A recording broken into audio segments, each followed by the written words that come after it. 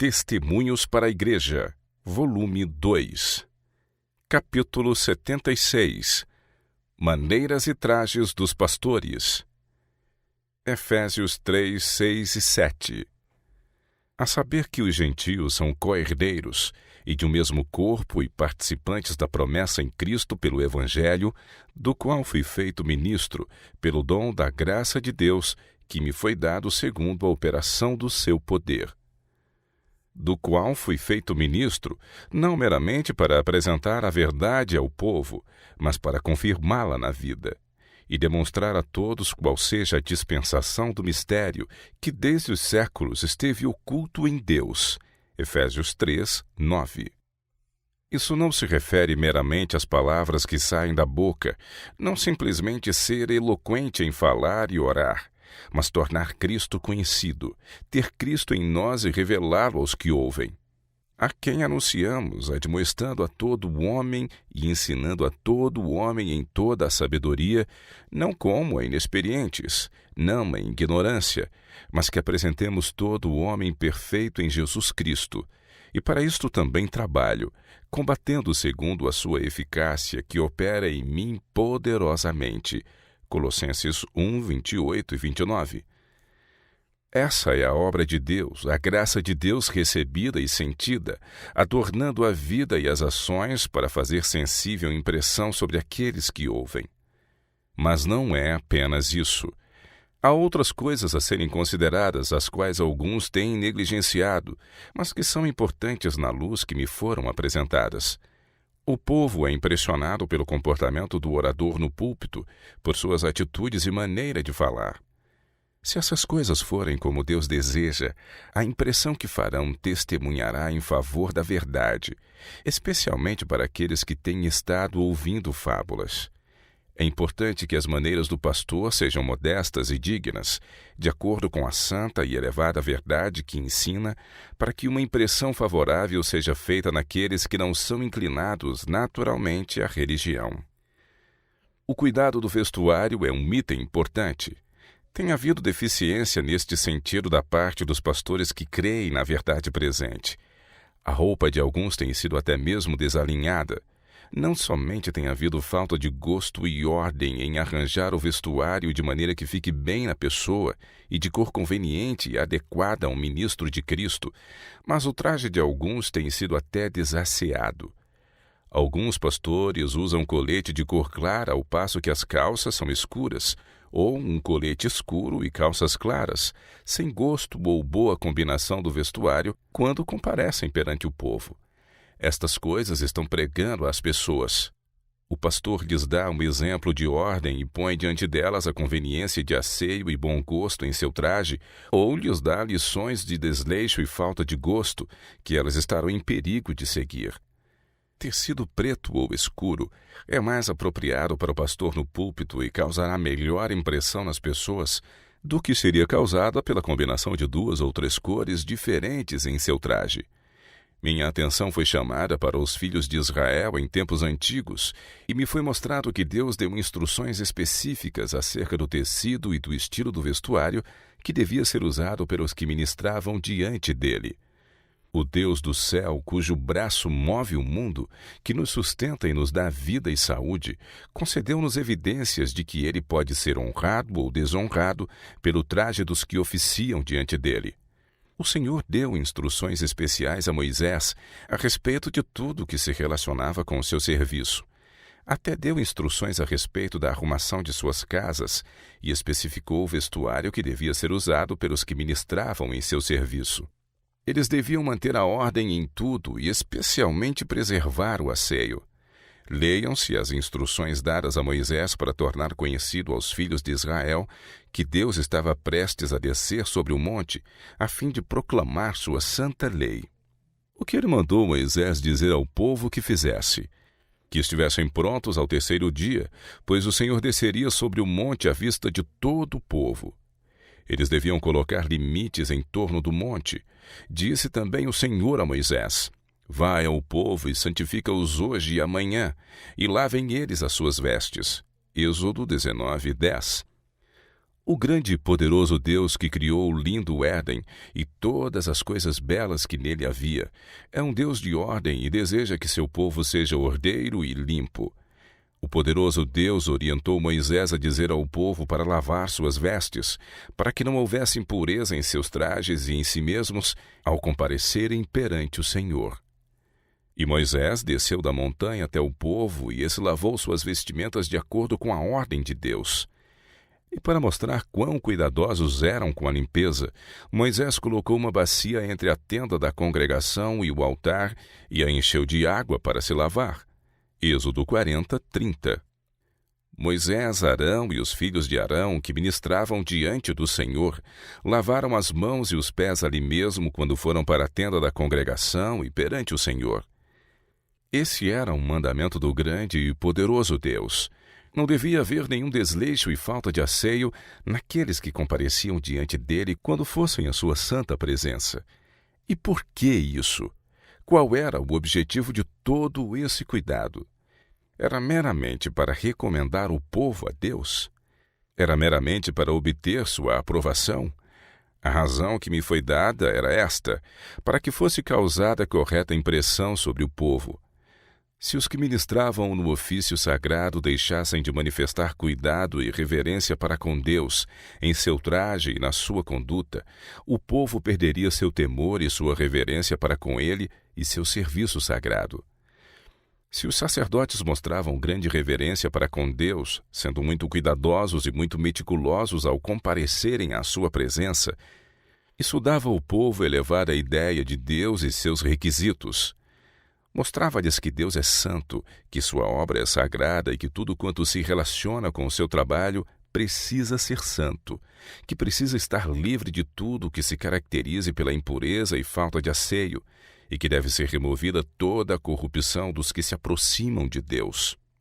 Segundo a luz que me foi dada, tem havido negligência neste sentido. Eu poderia falar sobre isso como Paulo apresenta. Isso é confirmado pela veneração da vontade e pela negligência do corpo. Mas essa humildade voluntária, essa veneração da vontade e negligência do corpo, não é a humildade que tem traços do céu. Esta humildade se caracterizará por fazer com que a pessoa, as ações e o traje de todos os que pregam a santa verdade de Deus sejam corretos e perfeitamente apropriados, de modo que cada item relacionado conosco recomende nossa santa religião. O próprio vestuário será uma recomendação da verdade para os descrentes. Será um sermão em si mesmo. Mas as coisas erradas frequentemente se manifestam no púlpito sagrado. Um pastor conversando com outro na plataforma perante a congregação, rindo e parecendo despreocupado com o trabalho, ou manifestando falta de solene senso de sua sagrada vocação, desonra a verdade e rebaixa o que é sagrado ao baixo nível das coisas comuns. O exemplo tende a remover do povo o temor de Deus e diminuir a sagrada dignidade do Evangelho, o qual Cristo morreu para exaltar. De acordo com a luz que me foi dada, agradaria a Deus que os pastores se inclinassem ao subir ao púlpito e solenemente pedissem ajuda divina. Que impressão isso causaria? Haveria solenidade e temor no povo. Seu pastor está se comunicando com Deus, está se entregando ao Senhor antes de ousar apresentar-se perante o povo.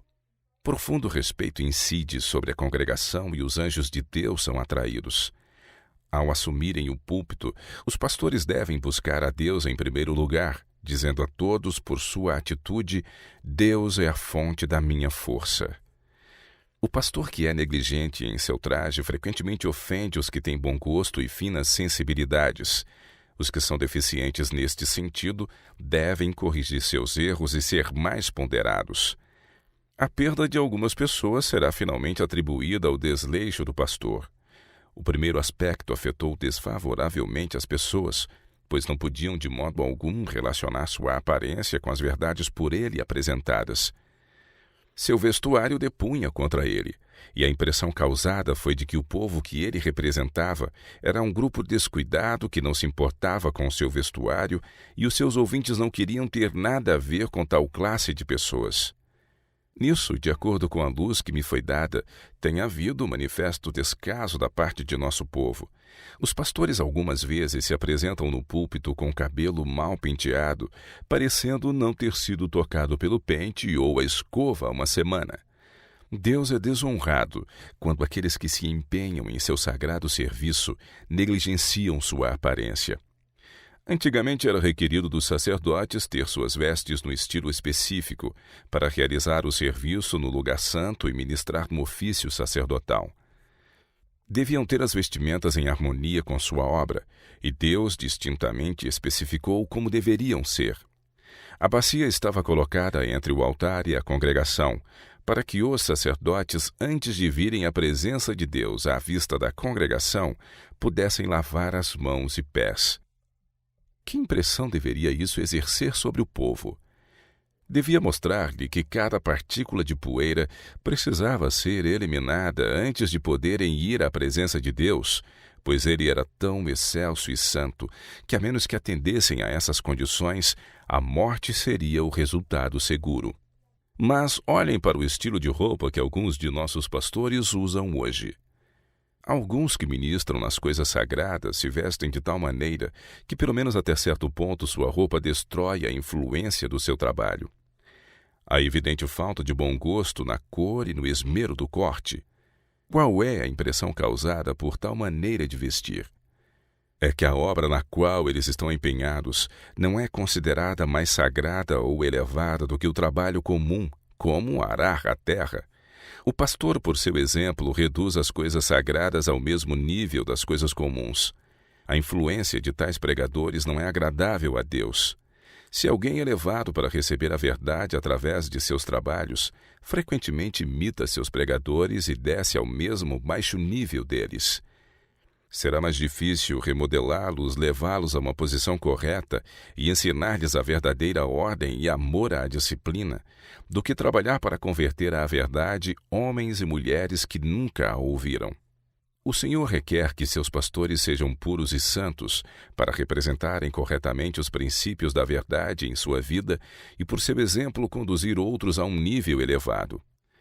Deus requer que todos os que professam ser seu povo escolhido, mesmo não sendo ensinadores da verdade, cuidem em preservar o asseio e a pureza pessoais, inclusive em suas casas e propriedades.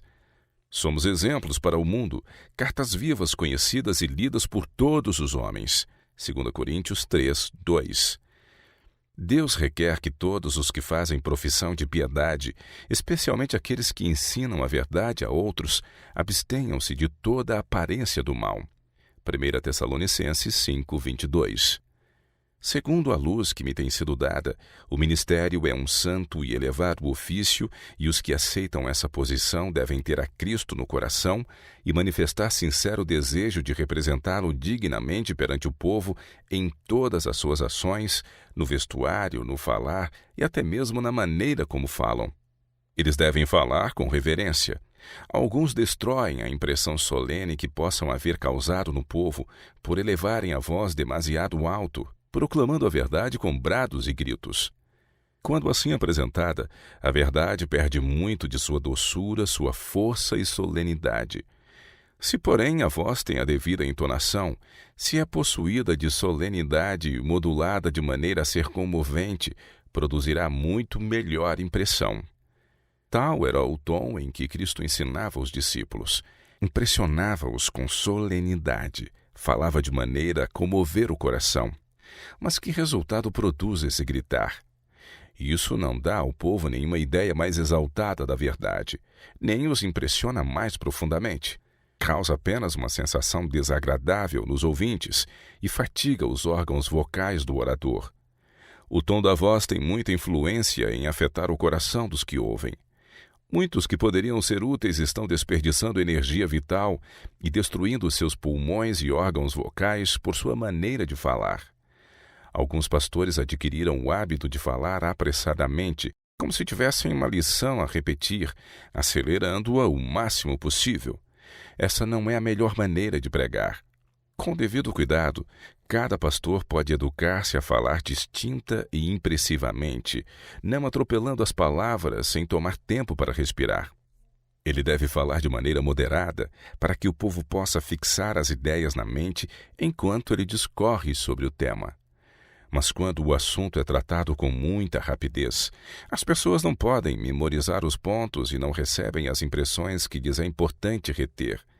Nem há tempo para que a verdade os afete como deveria. O falar pela garganta, fazendo a voz sair da parte superior dos órgãos vocais, forçando-os e irritando-os continuamente, não é a melhor maneira de preservar a saúde ou de aumentar a eficácia desses órgãos. Vocês devem tomar profunda inspiração e fazer com que a ação provenha dos músculos abdominais. Sejam os pulmões apenas o veículo, mas não dependam deles quanto ao trabalho. Caso deixem que suas palavras venham do profundo, exercitando os músculos abdominais, podem falar a milhares de pessoas com a mesma facilidade com que o fariam a 10. Alguns de nossos pregadores estão se suicidando por longas e tediosas orações e pelo falar alto, quando uma tonalidade mais baixa faria melhor impressão e pouparia suas forças. Agora, enquanto desrespeitam as leis da vida e da saúde e seguem o impulso do momento, não acusem a Deus se por acaso ficarem esmorecidos. Muitos de vocês, quando começam a falar, desperdiçam tempo e energia em longas introduções e justificações. Em lugar de desculpar-se porque vão dirigir-se ao povo, devem iniciar seu trabalho como se Deus tivesse algo para vocês dizerem ao povo. Certos pastores usam quase meia hora em justificativas, e assim o tempo é desperdiçado, e quando chegam ao assunto e desejam destacar os pontos da verdade, o povo está fatigado e não pode perceber sua força nem ser impressionado por eles. Vocês devem tornar os pontos essenciais da verdade presente tão claros como os marcos quilométricos de uma rodovia, a fim de que o povo possa compreendê-los. Os ouvintes perceberão os argumentos apresentados e as posições que vocês defendem. A outra classe que se dirige ao povo em tom lamentoso, seu coração não está atenuado pelo Espírito de Deus e pensam que precisam causar impressão pela aparência de humildade. Tal comportamento não exalta o ministério evangélico, mas o enfraquece e traz-lhe descrédito. Os pastores devem apresentar a verdade aquecida de glória. Devem falar de tal maneira a representar corretamente a Cristo e preservar a devida dignidade de seus ministros. As longas orações feitas por alguns pastores têm sido um fracasso. Orar extensamente, como alguns fazem, está completamente fora de lugar. Eles prejudicam a garganta e os órgãos vocais e então falam em esgotamento pelo árduo trabalho. Prejudicam a si mesmos quando isso não lhes é exigido. Muitos sentem que a oração danifica mais seus órgãos vocais do que falar. Isso é consequência da incorreta postura corporal e da posição em que mantêm a cabeça. Eles podem permanecer em pé e falar e não sentir-se prejudicados. A posição em oração deve ser perfeitamente natural. Longas orações cansam e não estão de acordo com o Evangelho de Cristo. Meia hora ou 15 minutos é tempo demasiado.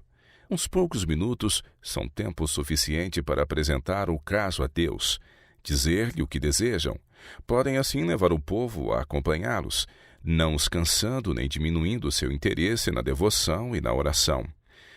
As pessoas podem ser refrigeradas e fortalecidas em vez de fatigadas. Em suas atividades religiosas, muitos cometem um erro ao orar e pregar extensamente, elevando a voz em esforço e tom antinaturais. O pastor tem ficado cansado inutilmente e tem, na realidade, incomodado o público com atividades religiosas pesadas e fatigantes que são totalmente desnecessárias. Os pastores devem falar de maneira a alcançar e impressionar o povo. Os ensinos de Cristo eram impressionantes e solenes, sua voz melodiosa. E não deveríamos nós, assim como Cristo, estudar como ter melodia em nossa voz? Ele tinha influência poderosa, pois era o Filho de Deus.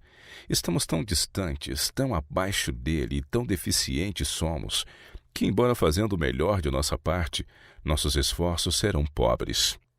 Não podemos possuir e exercer a mesma influência que ele, mas por que não deveríamos educar-nos para chegar mais perto do modelo, a fim de podermos exercer a maior influência possível sobre as pessoas?